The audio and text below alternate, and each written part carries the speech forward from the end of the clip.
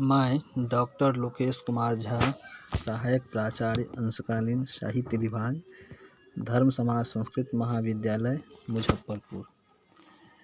जबकि इससे पहले मैंने रघुवंश महाकाव्य के द्वितीय सर्ग का पाठ किए हैं। अब उपशास्त्र द्वितीय खंड में तृतीय पत्र के रूप में किराता अर्जुनीय महाकाव्य पाठ्यक्रम में सम्मिलित किया गया है। मैं प्रत्यक्ष कक्षा के रूप में बहुत श्लोकों का व्याख्या कर चुका हूँ, लेकिन ऑनलाइन के माध्यम से फिर से मैं श्लोकों का व्याख्या कर रहा हूँ। जो छात्र प्रत्यक्ष कक्षा के रूप में सम्मिलित नहीं हुआ, जो सम्मिलित हुए, दोनों छात्रों के लिए लाभकारी सिद्ध होगा। महाकवि भारवी के किराता अर्जुनीयम महाकाव्य संस्कृत के सुप्रसिद्ध में से अन्यतम है। इस महाकाव्य की बृहत्त्रयी में प्रथम स्थान है। इस महाकाव्य को 18 सर्गों में विभक्त किया गया है। जैसे कि किराता अर्जुनीय महाकाव्य जो है एक सुप्रसिद्ध महाकाव्य है। इस महाकाव्य जैसे कि प्राचीन आचार्यों ने कहा है कि उपमा कालिदासस्य भारवे अर्थ गौरवम दंडी पद लालित्यम माघे संति त्रियोगुणम। अर्थात उपमा में कालिदास का सिद्धहस्त रहा है और अर्थ गौरव जो है भारवी का रहा है।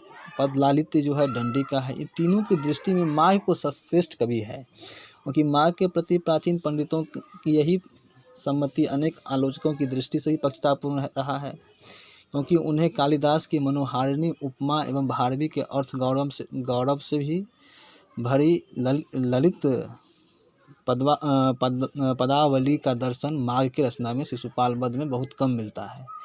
यह प्रसंग किसी विवाद में पड़ने का नहीं है, किंतु इतना कहा जा सकता है कि जो प्राचीन पंडितों की तुलनात्मक सम्मति है, वो पांडित्यपूर्ण समालोचक का अभाव ही अधिक मुखारित है। जैसे कि इस महाकाव्य के अपना एक अलग है। इस महाकाव्य में जैसे कहा है कि नामकरण है किराता अर्जुनीयम। किरात जो अर्जुन, किरात भेषी जो है कौन है? वो किरात वेशधारी भगवान शिव हैं। और अर्जुन, इसमें अर्जुन और किरात का जो है अपना एक युद्ध है। अर्जुन और भगवान शिव के युद्ध है, क्योंकि अर्जुन ने बहुत बड़ी तपस्या करके पशुपास्त अस्त्र की प्राप्ति के लिए ही किया था। उसी क्रम में जब दूत कीड़ा में जब पराजित हुए थे पांडवों ने, जो द्वैत वन में थे, अपना वनवास काट रहे थे, उसी समय में वो लगा कि भाई दुर्योधन के राज्य में क्या हो रहा है, नहीं हो रहा है, इसकी पता करने के लिए उसने किरातधारी वेश जो महाशिव हैं उनको उस राज्य में भेजते हैं। और उस राज्य में भेजने के उपरांत वो वहाँ की जो आंखों देखा हाल है, जो अपना जो आँख से देखे हैं, वो आगे के लिए बताते हैं। यही प्रथम सर्ग में हमको, ऐसे तो उपशास्त्री द्वितीय खंड में जो है प्रथम सर्ग पढ़ना है, लेकिन श्लोक संख्या 21 से पढ़ना है। इसलिए अब श्लोक संख्या 21 से मैं पाठ शुरू करूँगा। न तेन सज्जं क्वचिदुद्यतं धनुः कृतं न वा कोप बीजमाननं गुणानुरागेण शिरोभिरुह्यते नराधिपैर्माल्यमिवास्य शासनम्।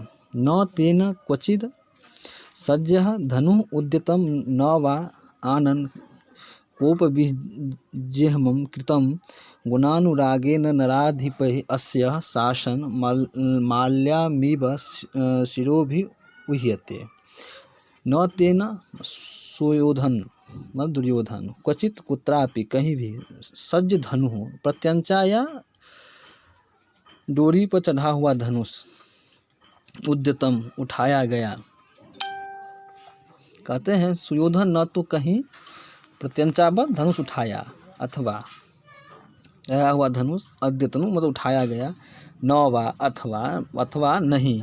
कहते हैं कि जो सुयोधन जो है, दुर्योधन है, न तो कहीं प्रत्यंचाबद्ध धनुष उठाया अथवा नहीं आननम मतलब मुख को, कोप बीजहनम मतलब कोप बस विकृतम, मतलब न कभी कहीं क्रोध मुख उठा करके कभी किसी के ऊपर कोप भी नहीं किए, अथवा कहीं किसी के ऊपर क्रोध का कारण भी विकृत किया, क्रोध का कारण कभी विकृत किया। कैसे कृतम किया गया, गुणानुरागेन दया दाक्षिण्य प्रेरणा, मतलब उसके जो दया, उनके जो दया और दक्षिणा आदि का जो गुणानुराग को बस में कर लिए, अपना दया के कारण और दक्षिणा के कारण जो है अपने बस में कर लिए। नराधिप मतलब भूपाल है, राजाओं के द्वारा अनुशासनम सुयोधन से आज्ञा। नराधिप सुयोधन की जो उनकी जो आज्ञा को माल्यामीव माला की भांति शिरोरुह्यते मतलब सिर से धार्यते, मतलब जैसे माला को शिरोधार्य करते हैं, जैसे कि माला को शिरोधार्य कर रहे हैं। कहते हैं कि जो सुयोधन जो है न तो कहीं प्रत्यंचाबद्ध धनुष उठाया, अथवा न ही मुख्य मंडल को क्रोध के कारण विकृत किया, न कभी कहीं क्रोध भी नहीं करते हैं वो, न कभी प्रत्यंचाबद्ध धनुष है उसको भी नहीं उठाते हैं, और न कभी कोई क्रोध भी नहीं करते हैं।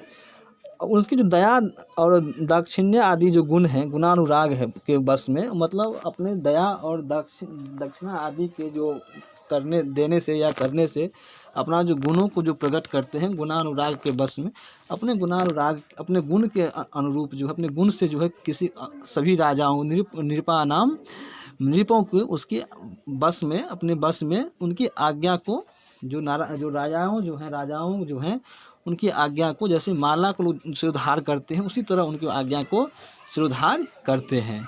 इस श्लोक में उपमा जो है अलंकार है, इस श्लोक में उपमा अलंकार है।